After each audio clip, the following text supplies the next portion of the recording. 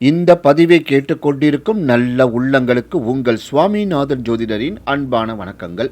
இன்றைக்கு நம்ம யூடியூப் சேனல்ல செய்த பாவம் போக்கி துன்பம் தீர்க்கும் யோகினி ஏகாதசி சிறப்புகளை பத்தி இந்த பதிவில் உங்களுக்கு விரிவா சொல்ல போறேன். பதிவை ஸ்கிப் பண்ணாம கேட்டு பயன்பெற்றுக் கொள்ளுங்கள் மக்களே. அதற்கு முன்னாடி நம்ம யூடியூப் சேனல்ல யாரெல்லாம் சப்ஸ்கிரைப் பண்ணலையோ சப்ஸ்கிரைப் பண்ணுங்க, ஷேர் பண்ணுங்க, லைக் பண்ணுங்க. இப்போ பதிவுக்குள்ள போயிடலாம். இந்த யோகினி ஏகாதசி விரத கதையினை படித்தவர்களும் கேட்டவர்களும் மற்றும் பிறருக்கு எடுத்து சொல்பவர்களுக்கும் மிகுந்த புண்ணிய பலனை பெறுகின்றார்கள். அவர்கள் அந்தனர் ஒருவருக்கு கோதானம் செய்த புண்ணிய பலனை பெறுவர். யுகிதிஷ்டிரர் ஒருமுறை பகவான் ஸ்ரீ கிருஷ்ணரிடம் தனது சந்தேகத்தை கேட்கிறார். பரம்பொருளே, ஓ மதுசூதனா, நிர்ஜலா ஏகாதசி விரத மகிமை பற்றி எமது பாட்டனாரும் ரிஷிகளில் முதன்மை அனுவருமான ஸ்ரீ வியாச தேவரிடம் கேட்டு அறிந்தோம். அதன் பிறகு ஆனி மாதத்தில் கிருஷ்ண பட்சத்தில் வரக்கூடிய ஏகாதசியின் பெயரினையும் அதன் சிறப்புகளையும் தாங்கள் மூலமாக கேட்டு அறிந்து தெரிந்து கொள்ள விழைகிறோம். பரந்தாமா, எங்களுக்கு அதன் பெருமையை கூறுங்கள் என்று யுதிஷ்டிரர் ஸ்ரீ கிருஷ்ண பகவானை வேண்டுகிறார். ஆனி மாதத்தில் தேய்பிறையில் வரக்கூடிய ஏகாதசியின் பெயர் யோகினி ஏகாதசி ஆகும். ஒருவரது நரக வாழ்க்கையில் இருந்து மோட்சத்தை அளிக்க வல்லது இந்த யோகினி ஏகாதசி. அதன் மகிமை பற்றி புராணங்களில் உள்ளவற்றை கூறுகிறேன் கேள் என்று கிருஷ்ணர் கூறத் தொடங்கினார். அடகாபுரி என்ற அற்புத நகரை ஆண்டு வந்தார் யாசகர்களின் மன்னரான குபேரன். இவரே தேவர்களின் செல்வத்திற்கு எல்லாம் அதிபதியாகவும் அவர்களுக்கு எல்லாம் பொருளாளராகவும் விளங்கி வந்தார். குபேரன் ஒரு மிக சிறந்த சிவபக்தனாவார். தினசரி சிவபூஜையை முடிக்காமல் வேறு எந்த வேலையும் தொடங்க மாட்டார். அந்த அளவுக்கு அதி தீவிர சிவபக்தர்.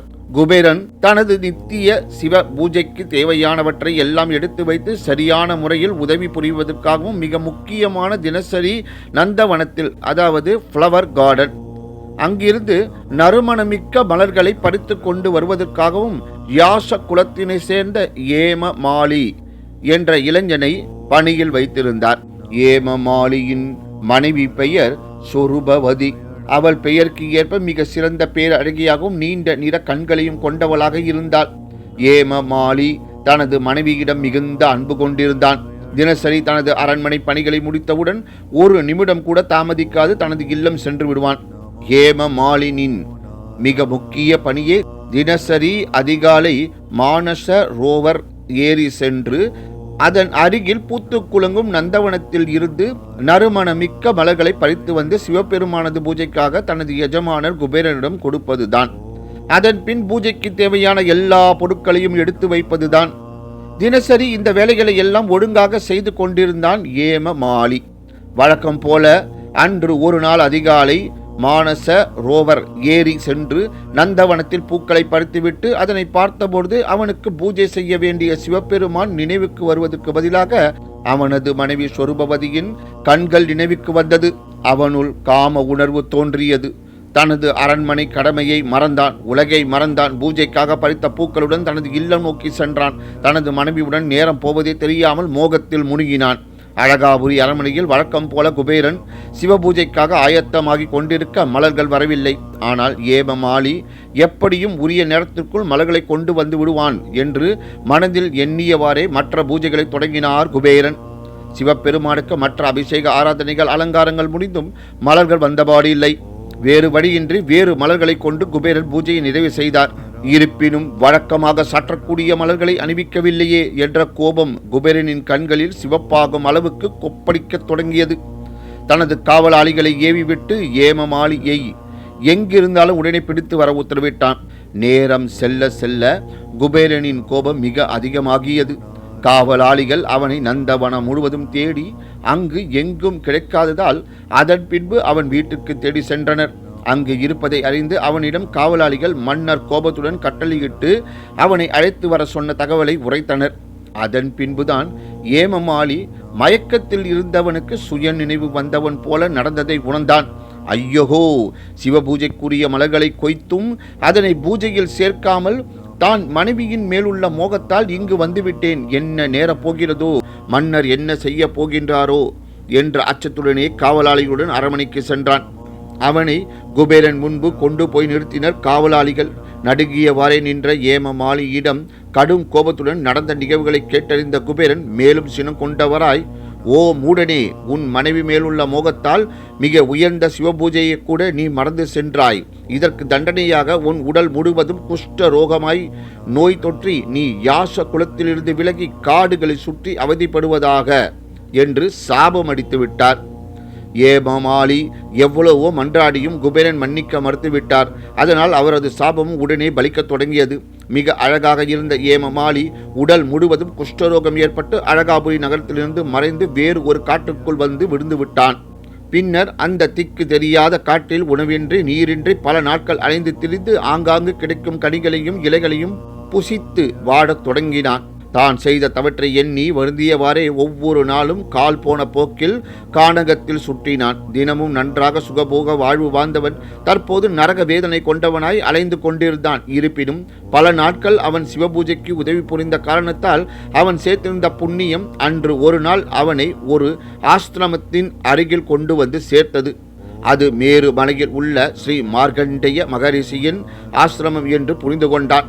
மார்கண்டேய மகரிஷி பிரம்மாவின் 7 கல்ப வருஷங்கள் வாழக்கூடியவர். பூமாதேவியை ஒப்புள்ள அப்பனுக்கு கட்டி கொடுத்து அந்த பரமனுக்கே மாமன் ஆனவர். அவரது ஞான ஒளியே அவனது கவலையை நீக்கிவிட்டது போல இருந்தது. அவரை கண்டதும் சாஷ்டாங்கமாக அவரது காலில் விழுந்து ஆசீர்வதிக்கும்படி வேண்ட மகரிஷியும், யாரப்பா நீ?